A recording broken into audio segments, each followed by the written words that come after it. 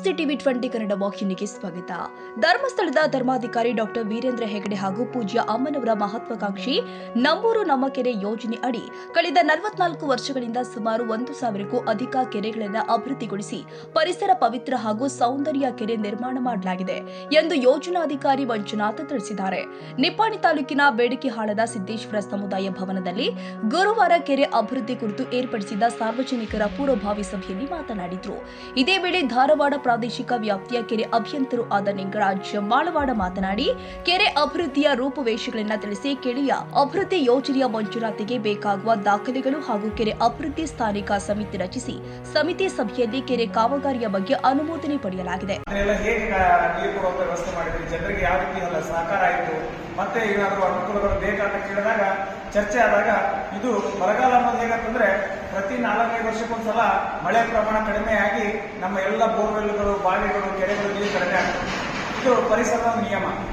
ಹಾಗಾಗಿ ಇದಕ್ಕೆ ಪರಿಹಾರ ಅಂದ್ರೆ ಏನ್ ಮಾಡಬಹುದು ಅಂತೇಳಿ ಅಧಿಕಾರಿಗಳಲ್ಲಿ ಪೂಜ್ಯರು ಅವರು ಚರ್ಚಿಸಿದಾಗ ನಮ್ಮಲ್ಲಿರುವ ಅಕ್ಷಯ ಪಾತ್ರೆಗಳು ಅಂತ ಕರೀತಾರೆ, ಕೆರೆಗಳನ್ನು, ಕಟ್ಟೆಗಳನ್ನು, ಇವನ್ನೆಲ್ಲ ನಾವು ಬೇಸಿಗೆ ಕಾಲದಲ್ಲಿ ಹೂಳೆತ್ತೋದು, ಜಂಗಲ್ ಕಟಿಂಗ್ ಮಾಡೋದು, ಮಧು ನಿರ್ಮಾಣ ಮಾಡೋದು, ಇವನ್ನೆಲ್ಲ ನೀಟಾಗಿ ಇಟ್ಕೊಂಡ್ರೆ ಮಳೆಗಾಲದಲ್ಲಿ ಬರುವಂತಹ ನೀರನ್ನ ಸಂಗ್ರಹಣೆ ಮಾಡಿಕೊಂಡ್ರೆ ನಮಗೆ ನಿರಂತರವಾಗಿ ನಮ್ಮ ಪಶು ಪಕ್ಷಿಗಳಿಗೆ, ಜಾನುವಾರುಗಳಿಗೆ, ದನಕರುಗಳಿಗೆ ಉಪಯೋಗ ಆಗ್ತದೆ ಅಂತ ಹೇಳಿ ಈ ಕೆರೆ ಕಾರ್ಯಕ್ರಮವನ್ನು ಅನುಷ್ಠಾನ ಮಾಡಬೇಕಂತ ಹೇಳಿ ಅವತ್ತೇ ಅದಕ್ಕೆ ನಾಮಕರಣ ಮಾಡ್ತಾರೆ. ನಮ್ಮೂರು ನಮ್ಮ ಕೆರೆ ಅಂತ.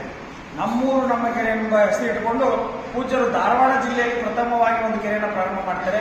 ಎಲ್ಲ ಯುವಕರನ್ನ ಸಂಘಟನೆ ಮಾಡಿ ಯುವಕರು ಆ ಮುಂದಾಳತ್ವವನ್ನು ವಹಿಸಿ ಆ ಕೆರೆಯಲ್ಲಿ ಬರುವಂತಹ ಮಣ್ಣನ್ನು ರೈತರು ಮತ್ತೆ ಗ್ರಾಮಸ್ಥರು ಸಾಗಾಟ ಮಾಡಬೇಕು ತಮ್ಮ ತಮ್ಮ ಸ್ವಂತ ಗಾಡಿಯಲ್ಲಿ, ಟ್ರ್ಯಾಕ್ಟರ್ಗಳಲ್ಲಿ, ಟಿಪ್ಪರ್ಗಳಲ್ಲಿ. ಅಲ್ಲಿ ಬರುವಂತಹ ಹಿಟಾಚಿ ಅಥವಾ ಜೆಸಿಬಿ ಖರ್ಚನ್ನ ಪೂಜ್ಯರು ಮಂಜೂರಾತಿ ಕೊಡ್ತಾರೆ. ಅದು 1 ಲಕ್ಷ ಆಗಲಿ, 2 ಲಕ್ಷ ಆಗಲಿ, 3 ಲಕ್ಷ ಆಗಲಿ. ಆದ್ರೆ ಈ ಕಾರ್ಯಕ್ರಮವನ್ನು ರೂಪಿಸುವಾಗ ನೇರವಾಗಿ ಧರ್ಮಸ್ಥಳ ಹೋಗಿ ಅಲ್ಲಿ ಕೆರೆ ಮಾಡಿದ್ರೆ ಅದಕ್ಕೆ ಬೆಲೆ ಕಡಿಮೆ. ಯಾಕಂತಂದ್ರೆ ಅವ್ರು ಬಂದ್ರು, ಅವ್ರು ಮಾಡಿದ್ರು, ಅವ್ರು ಹೋದ್ರು ಅಂತ ಆಗುತ್ತೆ. ಸರ್ಕಾರಗಳ ಯೋಜನೆಗಳು ಕೂಡ ಹೀಗೆ ಆಗೋದು. ಒಂದು ಸರ್ಕಾರ ಒಂದು ಬಸ್ ಸ್ಟ್ಯಾಂಡ್ ಮಾಡುತ್ತೆ, ಒಂದು ಕೆರೆ ಮಾಡುತ್ತೆ, ಏನೋ ಒಂದು ಸರ್ಕಾರಿ ಯೋಜನೆಯಿಂದ ಆದ್ರೆ ಅದು ನಿರ್ಲಕ್ಷ್ಯ ಮಾಡೋದು ಗೌರ್ಮೆಂಟ್ ಇತ್ತು. ಅಲ್ಲೇ ರೇಡಿಗೆ ಹಾಕೋದು, ಅಲ್ಲೇ ಹೋಗಿ ಕಸ ಹಾಕೋದು, ಅದ್ರ ಮುಂದೆನೆ ಗಲೀಜು ಮಾಡೋದೆಲ್ಲ ಮಾಡ್ತಾರೆ. ಆದ್ರೆ ಪೂಜ್ಯರು ಈ ಕೆರೆ ಕಾರ್ಯಕ್ರಮ ಜನರ ಜೊತೆಗೆ ಸೇರ್ಕೊಂಡು ಮಾಡ್ಬೇಕು ನಾವು ಅಂತೇಳಿ ಜನರ ಸಹಭಾಗಿತ್ವದೊಳಗೆ ಈ ಕಾರ್ಯಕ್ರಮ ಅನುಷ್ಠಾನ ಆಗ್ಬೇಕಂತ ಹೇಳಿ ಎಲ್ಲಿ ಆ ಊರಲ್ಲಿ ಕೆರೆ ಬೇಡಿಕೆ ಬರುತ್ತೆ ಅಲ್ಲಿ ಒಂದು ಕೆರೆ ಸಮಿತಿ ಅಂತ ರಚನೆ ಮಾಡ್ತೀವಿ. ಜನರ ಸಂಘಟನೆ ಮಾಡಲಿಕ್ಕೆ ಒಂದು ಕಮಿಟಿ, ಮತ್ತೆ ಆ ಕಮಿಟಿ ಮೂಲಕ ಆ ಕೆರೆ ಅಭಿವೃದ್ಧಿ ಪಡಿಸಬೇಕು ಅಂತ ಹೇಳಿ ಪೂಜ್ಯರು ಊರ ಗ್ರಾಮಸ್ಥರ ಸಹಭಾಗಿತ್ವದಲ್ಲಿ ಕೆರೆ ಕಾರ್ಯಕ್ರಮ ಮಾಡುವುದಕ್ಕೆ ಮಾರ್ಗದರ್ಶನ ಕೊಡ್ತಾರೆ. ಅದರಂತೆ ಪ್ರಥಮವಾಗಿ ಒಂದು ಕೆರೆ ಧಾರವಾಡದಲ್ಲಿ ಬಹಳ ಯಶಸ್ವಿ ಆಗುತ್ತೆ. ಹೂಳೆತ್ತಿ ಗ್ರಾಮದ ಯುವಕರೆಲ್ಲ ಅದರ ಸಹಕಾರ ತಗೊಂಡು ಉತ್ತಮವಾದ ಮಳೆ ಬರುತ್ತೆ, ಕೆರೆ ತುಂಬುತ್ತೆ, ಯಶಸ್ವಿ ಯೋಜನೆ ಆಗುತ್ತೆ. ಇದರ ಫೀಡ್ಬ್ಯಾಕ್ ಅನ್ನ ಆ ಧಾರವಾಡದ ಗ್ರಾಮದ ಜನರು ಧರ್ಮಸ್ಥಳಕ್ಕೆ ಹೋದಾಗ ಬಹಳ ಅನುಕೂಲ ಆಯಿತು. ಅಲ್ಲಿ ಬಂದಂತ ಫಲವತ್ತಾದ ಮಣ್ಣನ್ನು ನಮ್ಮ ಜಮೀನುಗಳಿಗೆ ನಾವು ಸಾಗಾಟ ಮಾಡ್ಕೊಂಡ್ವಿ. ಉತ್ತಮ ಬೆಳೆ ಬರ್ತಾ ಇದೆ, ಮಳೆಯಾಗಿ ಕೆರೆ ತುಂಬಿದೆ. ನಮ್ಮ ದನಕರುಗಳಿಗೆ, ಗ್ರಾಮಸ್ಥರಿಗೆ, ಕೃಷಿಗೆ ಬಹಳ ಅನುಕೂಲ ಆಗಿದೆ ಅನ್ನೋ ಮಾಹಿತಿಯನ್ನ ಪೂಜಾರಿಗೆ ಕೊಡ್ತಾರೆ. ಪೂಜಾರಿಗೆ ಬಹಳ ಸಂತೋಷ ಆಗುತ್ತೆ. ಇದು ಕಾರ್ಯಕ್ರಮ ನಿಲ್ಲಿಸಬಾರ್ದು, ನಿರಂತರವಾಗಿ ಕಾರ್ಯಕ್ರಮ ನಡೀಬೇಕಂತ ಹೇಳಿ 2016ರಿಂದ ಇಲ್ಲಿವರೆಗೂ ಪ್ರತಿ ವರ್ಷ 100 ಕೆರೆ, 150 ಕೆರೆ, 200 ಕೆರೆ ಅಂತ ಹೇಳಿ ಮಂಜೂರಾತಿ ಮಾಡ್ತಾ ಧರ್ಮಸ್ಥಳ ಸಂಸ್ಥೆಯಿಂದ ಇಡೀ ದೇಶದಲ್ಲಿ ಯಾವುದಾದ್ರೂ ಒಂದು ಸಂಸ್ಥೆ ಇಷ್ಟು ಕೆರೆಗಳನ್ನು ಮಾಡಿದೆ ಅಂತಂದ್ರೆ ಅದು ಧರ್ಮಸ್ಥಳ ಸಂಸ್ಥೆ. ಇಲ್ಲಿವರೆಗೂ 1,000 ಕೆರೆಗಳನ್ನು ಪೂಜ್ಯರು ಪುನಶ್ಚೇತನ ಮಾಡಿದ್ದಾರೆ. ಅವರಿಗೆ ನಾವು ಇಲ್ಲಿಂದಲೇ ಒಂದು ಧನ್ಯವಾದ. 1,000 ಕೆರೆಗಳನ್ನು ಪುನಶ್ಚೇತನ ಮಾಡೋದು ಅಷ್ಟು ಸಾಮಾನ್ಯ ಕೆಲಸ ಅಲ್ಲ. ಯಾಕಂತಂದ್ರೆ ಕರ್ನಾಟಕದ ಸರ್ಕಾರದ ನಿಯಮದ ಒಂದು ದಾಖಲಾತಿ ನೋಡಿದ್ರೆ 10 ಹಲವು ಕಾರ್ಯಕ್ರಮದ ಅಡಿಯಲ್ಲಿ ಕೆರೆ ಸಂಜೀವಿನಿ ಅನ್ನುವಂತಹ ಒಂದು ಕಾರ್ಯಕ್ರಮ ನಮ್ಮೂರು ನಮ್ಮ ಕೆರೆ. ಈ ನಮ್ಮೂರು ನಮ್ಮ ಕೆರೆ ಎನ್ನುವಂತಹ ಕಾರ್ಯಕ್ರಮವನ್ನು ಇವತ್ತು ನಿಪ್ಪಾಣಿ ಭಾಗದಲ್ಲಿ ನಾವು ಈಗಾಗಲೇ 2 ಕೆರೆಗಳನ್ನು ಮಾತ್ರ ಈ ಭಾಗದಲ್ಲಿ ಮಾಡಿದ್ದೇವೆ.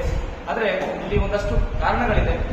ಇಲ್ಲಿ ಹೂಳೆತ್ತಲಿಕ್ಕೆ ಕೆರೆಗಳಲ್ಲಿ ಹೂಳಿಲ್ಲ, ಕೇವಲ ಕಲ್ಲಿನ ಭೂಮಿ ಇರೋದ್ರಿಂದ ಒಂದಷ್ಟು ಸಮಸ್ಯೆಗಳಾಯಿತು. ಆದರೆ ಏನಾದರೂ ಮಾಡಿ ಒಂದಷ್ಟು ಕೆರೆಗಳನ್ನು ನಾವು ಅಭಿವೃದ್ಧಿ ಪಡಿಸಲೇಬೇಕು ಅನ್ನುವಂಥ ಹಠವನ್ನ ಇಟ್ಟು ಈ ವರ್ಷ ನಮ್ಮ ತಾಲೂಕಿನಲ್ಲಿ ಸುಮಾರು 2 ಕೆರೆಗಳನ್ನು ನಾವು ಆಯ್ಕೆ ಮಾಡಿಕೊಂಡಿದ್ದೇವೆ. ಅದರಲ್ಲಿ ಪ್ರಥಮ ಸಭೆ, ಪ್ರಥಮ ಕಾಮಗಾರಿ ಮತ್ತೆ ಮುಂದಿನ ಎಲ್ಲ ಮಂಜೂರಾತಿ ಹಂತಗಳನ್ನು ನಾವು ಬೇಡಿಕೆಹಾಳದಲ್ಲಿ ಪ್ರಾರಂಭ ಮಾಡಿದ್ದೇವೆ. ಬೇಡಿಕೆಹಾಳದಲ್ಲಿ 2 ಕೆರೆಗಳನ್ನು ಈಗಾಗಲೇ ಗುರುತಿಸಿದ್ದೇವೆ. ಅದರಲ್ಲಿ ಮೊದಲನೇ ಕೆರೆ ನಮ್ಮ ಸಿದ್ದೇಶ್ವರ ದೇವಸ್ಥಾನದ ಮಂಡಳಕ್ಕೆ ಸಂಬಂಧಪಟ್ಟ ಹಾಗೆ ಒಂದು ಕಲ್ಯಾಣಿ ಕೆರೆಯನ್ನು ನಾವು ಈಗ ಪ್ರಾರಂಭಿಕವಾಗಿ ನಾವು ಅದನ್ನು ಸೆಲೆಕ್ಷನ್ ಮಾಡಿ ನಿಮ್ಮೆಲ್ಲರ ಸಹಕಾರದಲ್ಲಿ ಮುಂದಿನ ಸಲಹೆ ಸೂಚನೆಗಳನ್ನು ತಗೊಂಡು ಆ ಕೆರೆಯನ್ನು ನಾವು ಅಭಿವೃದ್ಧಿ ಮಾಡಲಿಕ್ಕೆ ಪ್ರಯತ್ನವನ್ನು ಮಾಡ್ತೇವೆ. ಜೊತೆಗೆ ಮತ್ತೆ ಮುಂದಿನ ವರ್ಷಕ್ಕೆ ಅವಕಾಶ ಸಿಕ್ಕರೆ ಬೇಡಿಕೆಹಾಳದ ಇನ್ನೊಂದು ಕೆರೆಯನ್ನು ಕೂಡ ನಾವು ಅಭಿವೃದ್ಧಿ ಮಾಡಲಿಕ್ಕೆ ಈ ಕೆರೆಯ ಕಾಮಗಾರಿ ನೀವು ನೋಡಿಕೊಂಡು ಮುಂದಕ್ಕೆ ಇದೇ ಕಮಿಟಿ ಅಲ್ಲಿಗೆ ತಾವು ಸಹಕಾರ ಕೊಟ್ಟರೆ ಶಮನೆವಾಡಿಗೆ ಸಂಬಂಧಪಟ್ಟಾಗ ಒಂದು ಕೆರೆ ಇದೆ, ಅದನ್ನು ಕೂಡ ನಾವು ಮುಂದಕ್ಕೆ ಅಭಿವೃದ್ಧಿ ಮಾಡಲಿಕ್ಕಿದ್ದೇವೆ. ಅಷ್ಟೇ ಅಲ್ಲ, ಬೇಡಿಕೆ ಹಾಳದಲ್ಲಿ ಒಂದು ಹಿಂದೂ ರುದ್ರಭೂಮಿ ಕೂಡ ಇದೆ, ಅದನ್ನೂ ಅಭಿವೃದ್ಧಿ ಮಾಡುವಂತಹ ಎಲ್ಲ ಪ್ಲಾನಿಂಗ್ಗಳು ನಮ್ಮಲ್ಲಿ ಈಗಾಗಲೇ ನಾವು ಮಾಡ್ತಾ ಇದ್ದೇವೆ.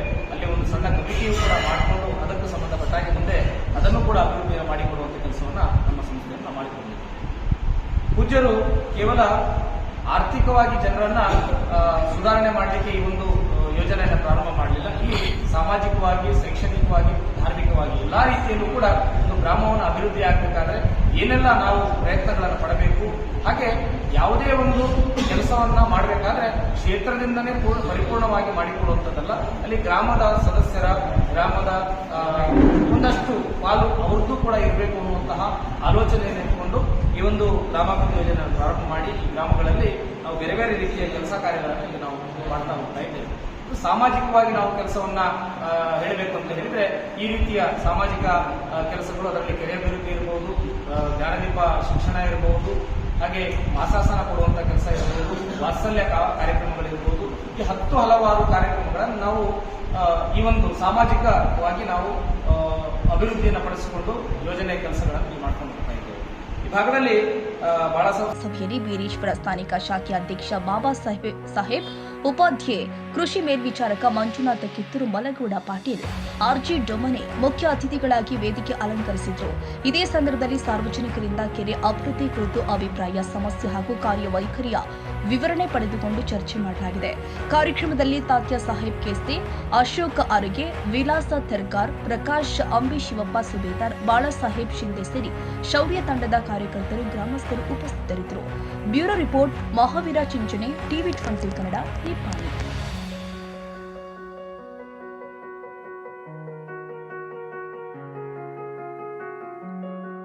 ಕನ್ನಡಿಗರ ಮೆಚ್ಚಿನ ನಿಮ್ಮ ಟಿವಿ 20 ಕನ್ನಡ ವಾಹಿನಿ ಇದೀಗ ಟಿವಿಯಲ್ಲಿ ಲಭ್ಯ.